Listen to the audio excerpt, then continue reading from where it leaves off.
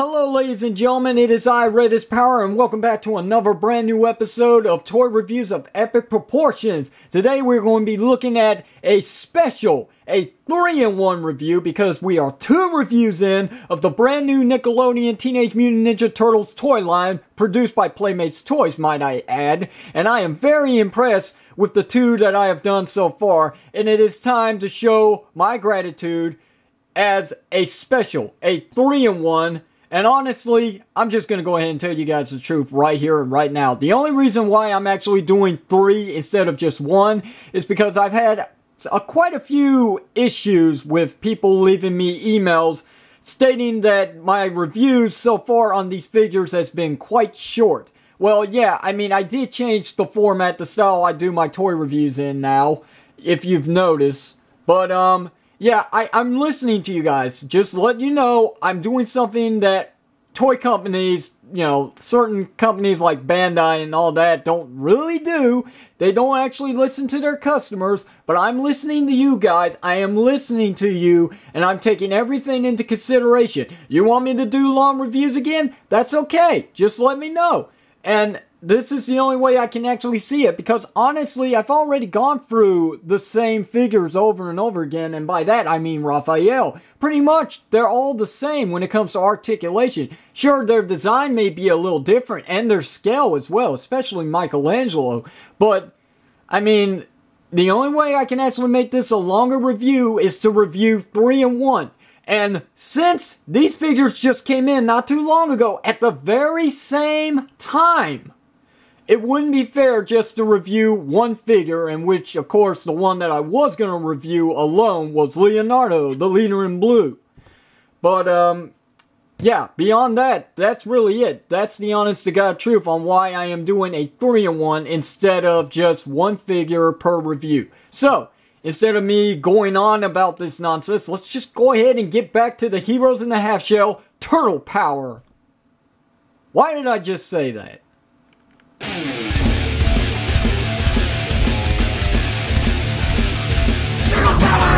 Alright, let's start this review off with Leonardo, you know, the leader in blue, who does anything it takes to get his ninjas through. Let's take a look at all this nice looking detail. Very nice. Some combat damage. Pretty cool. Paint application is pretty sharp. And very nicely articulated. Let's take a look at all this articulation. Ball jointed head, ball jointed shoulders, ball jointed elbows, swivel wrists, ball jointed legs, and ball jointed knees. For his weapon of choice, of course, Leonardo is not complete without his katanas. Just pulling them out of the sheath. This thing is easily removable as much as it is to put back on. It stays in there pretty tight, but if you move around with it a little too much, it does come off pretty easily. Leonardo's sheath is made out of a rubbery material which will not bend the swords due to the fact that they are a stronger plastic. I'm talking about his swords. Notice the size difference between the two.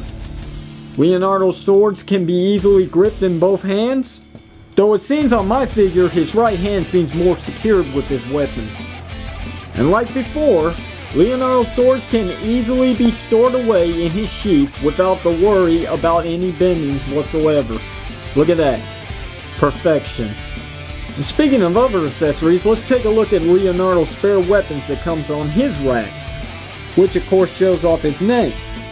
So before we move on, let's take one last look at Leonardo in all his glorious detail.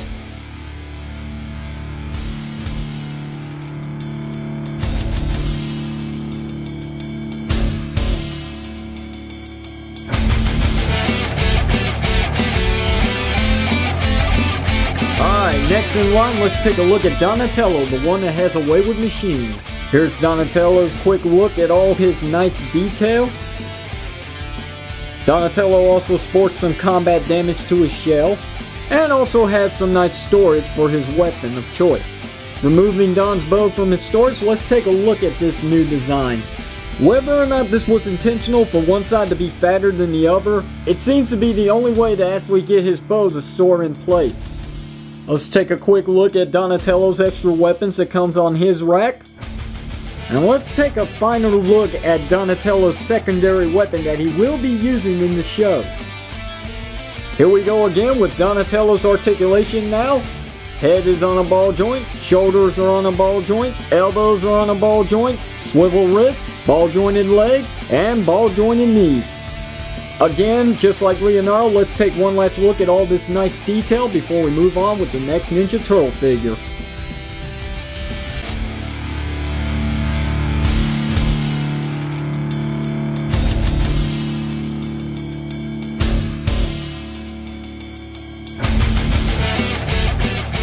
Alright, it's time for the class clown himself, Michelangelo, the one of a kind.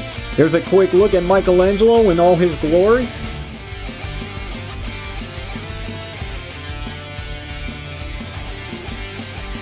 Due to the fact of some stress and near breakage, I decided to do a little customizing work to Michelangelo's weapon of choice, his nunchuck. And when stored in Michelangelo's hands, they definitely give a little more action vibe to this Ninja Turtle.